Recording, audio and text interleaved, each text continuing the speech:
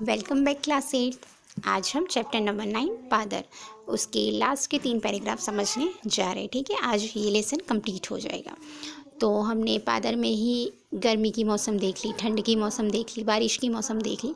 अब last ending में लेखक क्या बताते पादर के बारे में। ओके, तो आखी दुनियाना रस्ताओं साथे अमारू गोंदरू संकળાયેલું છે। ठीक है, सभी जगह से जब भी आते हैं लोग, अलग अलग जगह रहते हैं और जब भी आते हैं तो हमारे गोंदरे से जुड़ते हैं।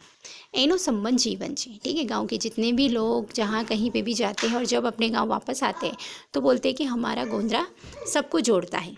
एनो संबंध जीवंत છે। ठीक है, हम उससे नाता रिश्ता नहीं तोड़ सकते, वो जीता जागता है। कोई वटे मार्गू का अर्थ होता है जो राहदार जो होता है। ठीक है, मुसाफिर। वटे मार्गू के कोई पण अतिथि गोंदरे पोरो खाईने जागड़ जाए। अब यहाँ पे अंडरलाइन करना, पोरो खावो एटले आराम करवो। ओके, पोरो खाईने एटले आराम करीने।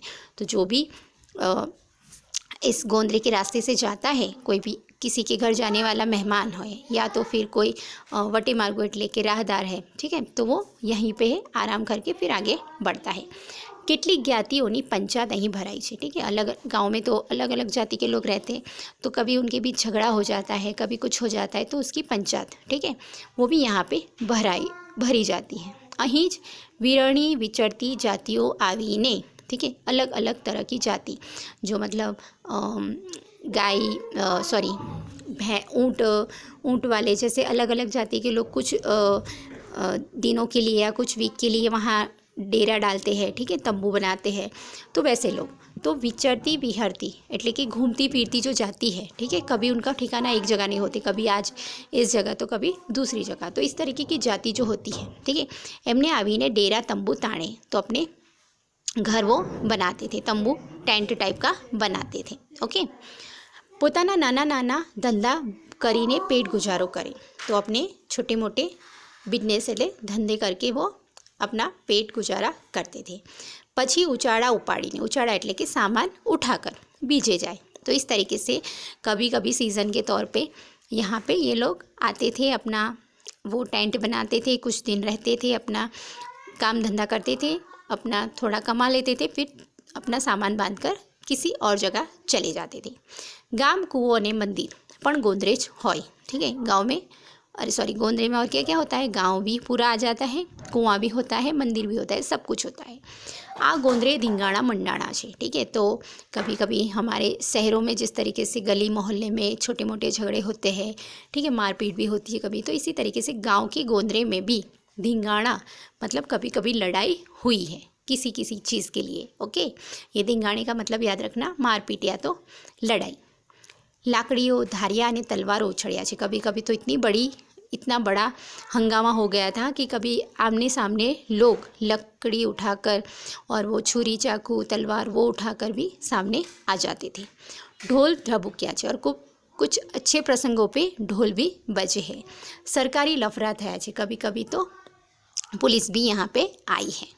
पेढ़ीओनी पेढ़ीओ गोंदरे थी पसार थई गई है। ठीक है, तो यहाँ पे बहुत सारी पीढ़ी मतलब उनके दादा, उनके परदादा, इस तरीके से उनकी पीढ़ी दर पीढ़ी इस गोंदरे में से गई भी है और उनके बच्चे आज यहाँ पे रह भी रहे हैं। गोंदरे घणी तड़की छायड़ी जोई है, तो इसी गोंदरे में हमने कहीं धूप छाँव, तड़की छायड़ी मतलब धूप छाँव मतलब सुख और दुख देखा है। गोंदरू गामनी जाहो जलाली है। जाहो जलाली मतलब एमनी समृद्धि, ओके, प्रसिद्धि, समृद्धि, जो धन दौलत होती है वो। तो गोंदरू गामनी जाहो जलाली है और तेनी चढ़ती पड़तीनो साक्षी है। तो कभी हमें हमारे जीवन में भी चढ़ाव उतार आते हैं, तो उसी तरीके से गोंदरू भी उन सब की साक्षी है, प्रूफ है। एने रेतीना कण में इतिहासનું एक एक पानू लखायेलू है। तो लेखक बचपन से लेकर आज बड़े हो गए हैं, अब अपने काम धंधे की वजह से वो ये गांव छोड़कर कहीं और रह रहे हैं, पर उनके जो बीते हुए पल है, उनका बचपन है, वो सब ऐसा लगता है कि इतिहास का एक एक पन्ना यहाँ पे लिखा गया है कि एनी रेतीना कण कणमा, कि गोंदरे की रेत में हर एक कण कण में इतिहास, पूरा जो बचपन बीत गया है वो एक एक पेज अब पलटा कर हम पढ़ रहे, ऐसा लग रहा है। मारा कोमल कोमल पगलाने साचवतुं आ गोंदरू आजे मारामां धीमे धीमे उगी रह्युं छे।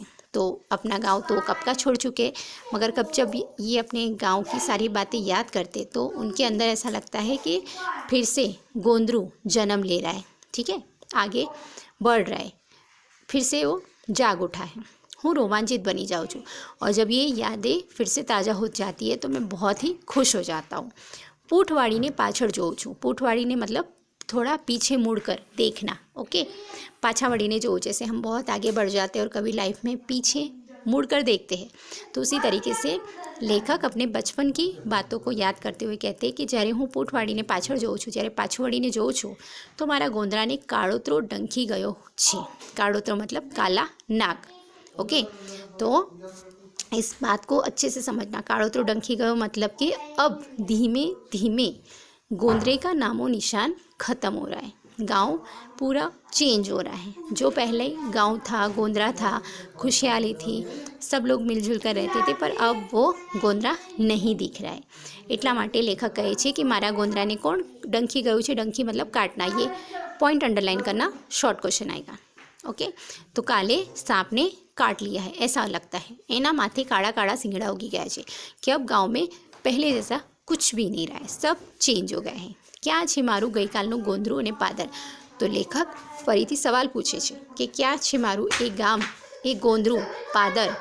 વડની વડવાઈઓમાં રાતનો પોરો ખાવા પાછા ફરતા પંખીઓની પાંખ લઈને ઉડું છું મારા ગામના પાદર તરફ। તો લેખકની ઈચ્છા થાય છે કે જે બચપન મેં વડની વડવાઈઓમાં વિતાવ્યું, રાતનો પોરો ખાધો, કે ઉનાળાની અંદર રાતમાં અમે આરામ કર્યો અને પાછા ફરીથી પંખી બનીને એ ગોંદરામાં ફરવાની ઈચ્છા થાય છે, ઉડવાની ઈચ્છા થાય છે।